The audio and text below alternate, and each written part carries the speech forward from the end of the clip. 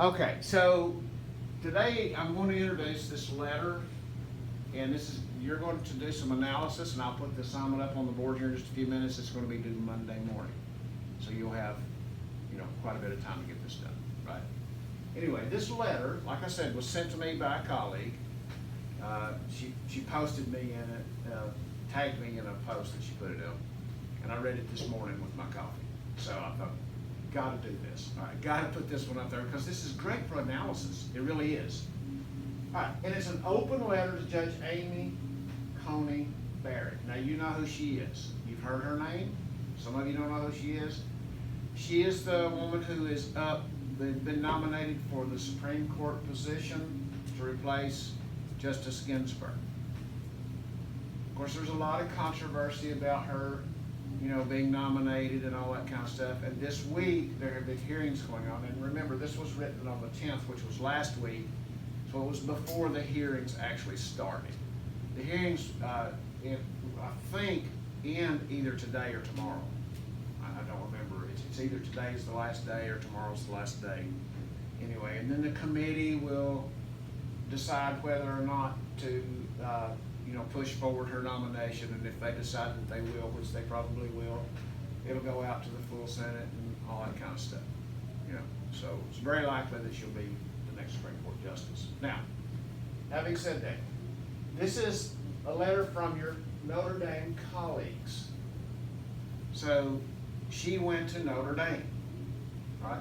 If she is confirmed, she'll be the first Supreme Court justice that didn't go to either Harvard or Yale. Is my understanding. I could be wrong on that fact, but my understanding is maybe it would be the only one who is currently on there who doesn't go, but I think she would be the only one in history who didn't go to either Harvard or Yale.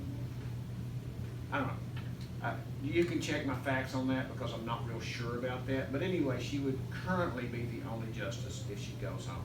All right, anyway. So here, this is from her colleagues, other people she taught at Notre Dame, right? And this is from them. Now, I'm not going to go through this whole thing. It's really short. I mean, and it's very basic. Well, I guess we can. Let me. All right. Dear Judge Barrett, we write to you as fellow faculty members at the University of Notre Dame. We congratulate you on your nomination to the United States Supreme Court. An appointment to the court is the crowning achievement of a legal career and speaks to the commitments you have made throughout your life. And while we're not pundits, that means pundits are people who make political predictions and so on like that. So while we're not pundits, from what we read, your confirmation is all but assured. In other words, we all know you're pretty much going to be confirmed, right? Then they go on. Now I'm going to read this next one because this is like the key to the letter. That is why it is vital that you issue a public statement calling for a halt to your nomination process until after the November presidential election. All right? Now, you're going to read the rest of it. It's really not that, like I say, it's not that long. They spell it all out. I think it's like 7 pages, the thing I put forth, but here's why. Don't panic. I saw 3 of your eyeballs just all got bugged out when I said it. But here's why. You see, it's a really short letter. The reason it's so long is because it has the names of all the people who were signatories. That means we all are in agreement to this letter. Okay? So it's got pages and pages of that. Those are all faculty members at Notre Dame. That's why it's so long. Okay? But the letter itself really isn't that long. But I'm going to tell you, folks, the letter is loaded. It's loaded, okay? It's really straightforward, to the point, well written. Now, let me pop up the assignment here so we can talk about it.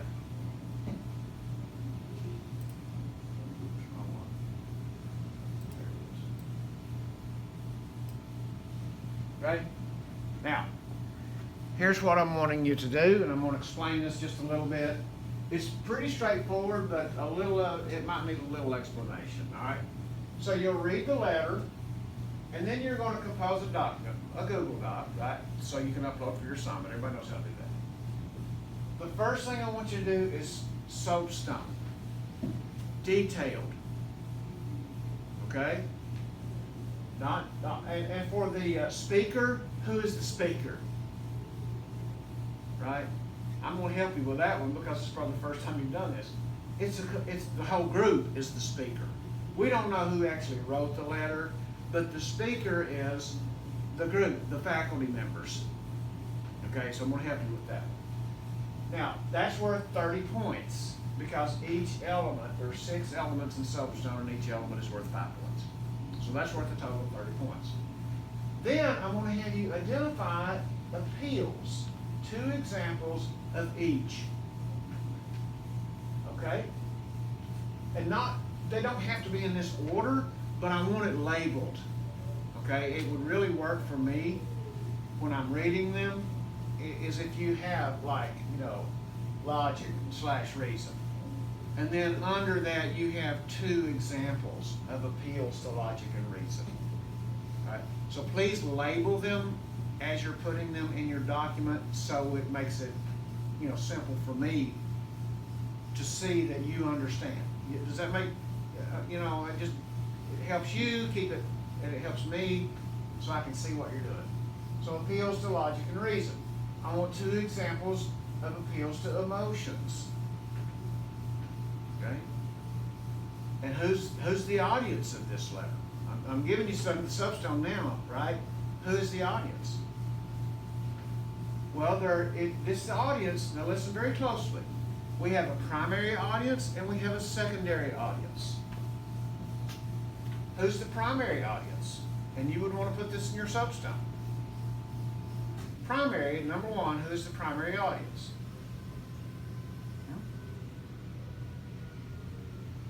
Come on, somebody say it.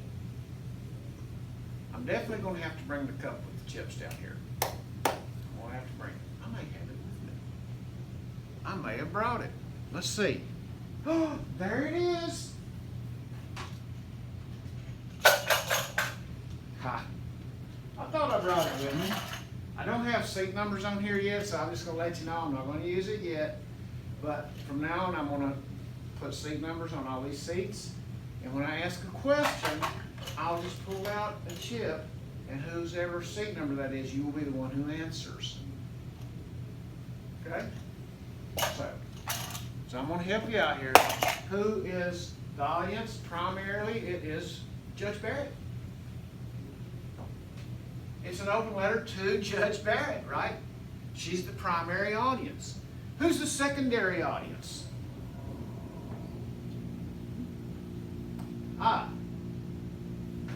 Where was this letter? Did they just type up this letter and send it to her? Where did it appear? It's on a website, so like that. But who are they really after here? Yes? Her supporters. Her supporters, absolutely. Yes. The people who are on the committee, the congressmen or senators, I guess it's senators on the committee, and the general public to put pressure on those senators. They're trying to put pressure on the people in charge to stop the nomination process until after the election. That's why it's published in a nationwide, on a nationwide venue, right? So you got to think about who's the audience. Well, if it were just to her, I wouldn't have read it. Nobody would have sent it to me.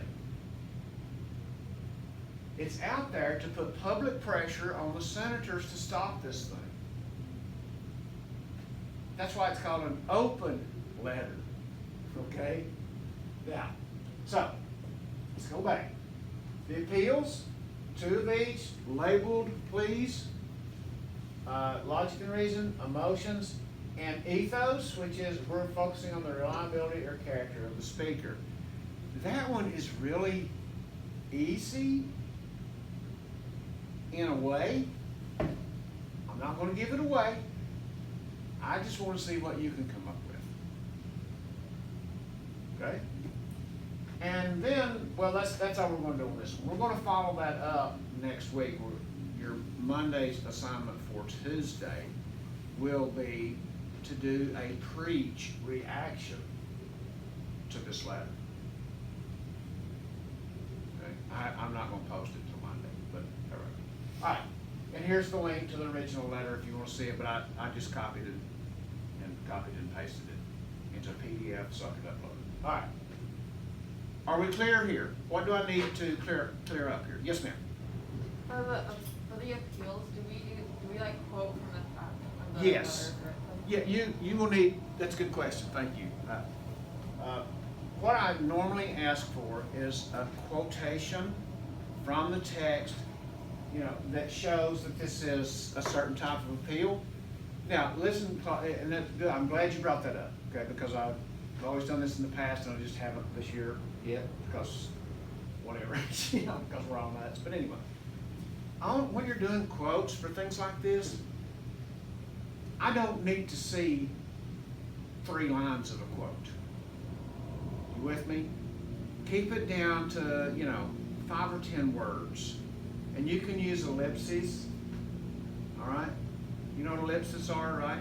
3 little dots that shows you're leaving something out. So, but put enough of the quote in there to demonstrate your knowledge, but you don't have to put 3 lines of quote in there because that's useless. There's no need in you sitting there typing it up, and no need in me sitting there reading it. Right? Because generally what I would do if I got something like that is I'd read the first few words and see if you understood it. And if you did, I'd skip it anyway. I don't need to, I've read it over and over, right? So, yeah, when you're putting the stuff together, shorten the quotes down. Put enough of it in there to demonstrate your understanding, and that's enough. All right, so that was a good question, thank you. All right, so that's, any other questions? What else do I need to clarify about this? Got anything else you want me to address? Okay, I think this is going to be a little interesting because you're really having to identify the appeals now. That's going to be like the new part. Okay, the soapstone is not new. I do expect it to be a little more involved as we grow and as students and so on. But identifying these appeals is going to be like the new step that we're going to take. Okay? All right, good luck, folks, and I will get this posted in just a few minutes, and if you've already finished tomorrow's assignment, you can start working on it.